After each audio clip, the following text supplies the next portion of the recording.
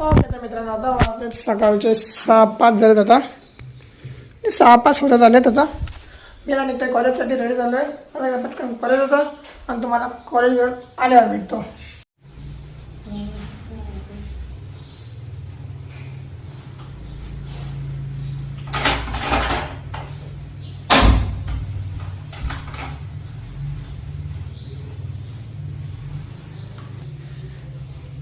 खाली किती चॉकलेट आपले असतील. दिसते का आहे आपले? हां वर ठेवायला.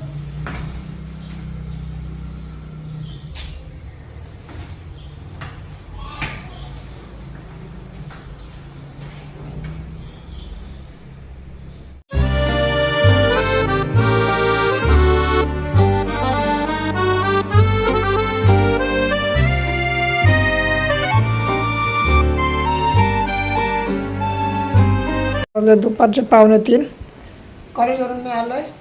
पटापटा ना अभ्यासाला बसतो, कारण की उद्या माझा इंग्लिशचा पेपर आहे. हा आमचा युनिट टेस्टचा पेपर आहे, जो की मी परत सॉल्व्ह करतो एकदा. कारण की जे युनिटला होतं ना त्यावेळी फक्त एखाद दुसरं चॅप्टर किंवा कविता ॲड झाली आहे आणि 1-2 टॉपिक ॲड झाले. हा पेपर सॉल्व्ह करतो आणि मग जे टॉपिक ॲड झाले त्यांचा अभ्यास करतो. सो आता अभ्यासाला बसतो, कारण की आई पण कामानिमित्ताने बाहेर गेली आहे. पटकन अभ्यास करतो. तुम्हाला अभ्यास करता करता केल्यानंतरच भेटतो आज डायरेक्ट. आणि आज होतं तरी मी क्लासला पण जाणार नाही, कारण की लय अभ्यास आहे इंग्लिशचा. पण सोपा वाटतं एवढं नाही आहे. स्कोरिंग सब्जेक्ट बोलतात, अभ्यास करावा लागतो इंग्लिशसाठी. असं फिजिक्स केमिस्ट्री काय नाही, करावा लागतो. रिव्हिजन करणं गरजेचं आहे. सुद्धा पटापटा मी सगळ्याचे रिव्हिजन करतो. वाजले संध्याकाळचे 4:30 वाजले. आता मी जरा जरा प्रॅक्टिस करतो. तसं तर आता परवाच केली प्रॅक्टिस, आज आता परत करतो. उद्या कॉल तसं तर काय नाही. आज आता परत प्रॅक्टिस करून पटकन जरा अभ्यास वगैरे केला. ईमेल रायटिंग वगैरे असं जे मोठे मोठे फॉर्मॅट्स ते सगळे केलेत. म्हणजे 4-5 वगैरे ते सगळं केलं. आता जरा प्रॅक्टिस करतो, मग परत अभ्यासाला बसतो. जरा माइंड फ्रेश करतो.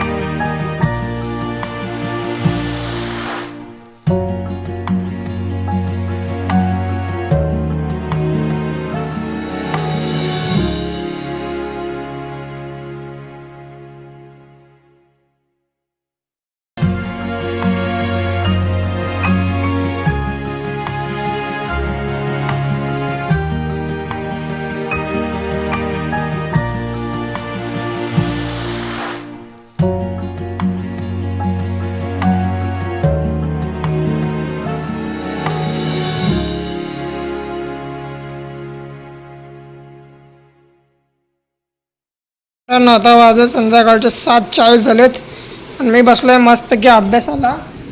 तर मी आता अभ्यासाला बसलो इथं, झालं मला. तर मी आता परत बसतो आहे. मग अशी मी प्रॅक्टिस करायला उठलो, त्यानंतर मी परत बसतो अभ्यासाला 7:30 वाजता.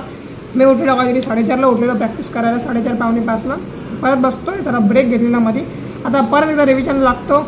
आता सगळ्यात थिअरी म्हणजे होतं ना, पोएट म्हणजे ॲप्रिसिएशन वगैरे जे जे माझं तर सेमी युनिटने चुकलेलं ते सगळं आता मी परत होऊ नये म्हणून सगळ्या कविता ते ॲप्रिसिएशन म्हणजे 3-3 पेजेस ते ॲप्रिसिएशन आहे, म्हणजे थीम आहे, म्हणजे टोटल कन्सेप्ट आहे ह्याची.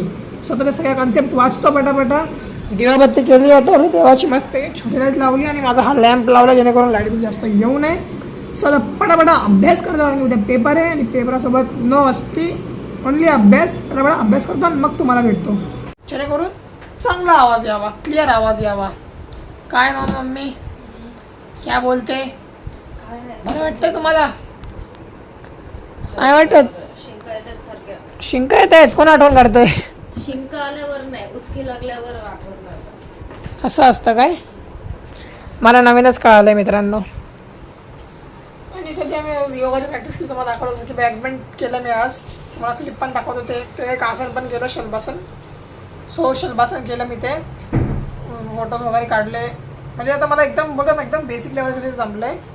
आता नॉर्मली ते एकदम वेगळं आहे आणि मी केलं आहे ते एकदम वेगळं. तर माझी बेंडिंग तेवढी नाही, त्यामुळे ते असं झालं आहे. बेंडिंग असते ना माझी चांगली, चिपकत असतो ना फुल बॅकमधून, त्यामुळे माझं एकदम खतरनाक झालं असतं. तर स्वतःला इम्प्रूव्ह करतो आहे मी. आज बॅक बेंड केलं आहे, आता उद्या परत फॉरवर्ड बेंडचा करेन आणि मग करतच राहीन. आणि हे बघा मी इथं पुस्तक घेऊन आपलं वही घेऊन बसलो आहे, कारण की ह्याच्यामध्ये ॲप्रिसिएशन वगैरे लिहिलेलं आहे ना. कुठं गेलं ॲप्रिसिएशन? हे मिक्स वही आहे मित्रांनो, कारण की हे बघा हे क्वेश्चन्स वगैरे सगळं इंग्लिशचे. कुठे गेलं? हां, हे बघा इंग्लिशचं ॲप्रिसिएशन वगैरे लिहिलं आहे सगळं. स्वतःचं वाचता वाचता मी झोपून घेतो पटकन. 10:30 वाजले, सकाळी लवकर 4ला वगैरे उठीन आणि अभ्यासाला बसेन. सो आजच्या ब्लॉगमध्ये एवढंच. तुम्हाला आजचा ब्लॉग आवडला, ब्लॉगला लाईक करा.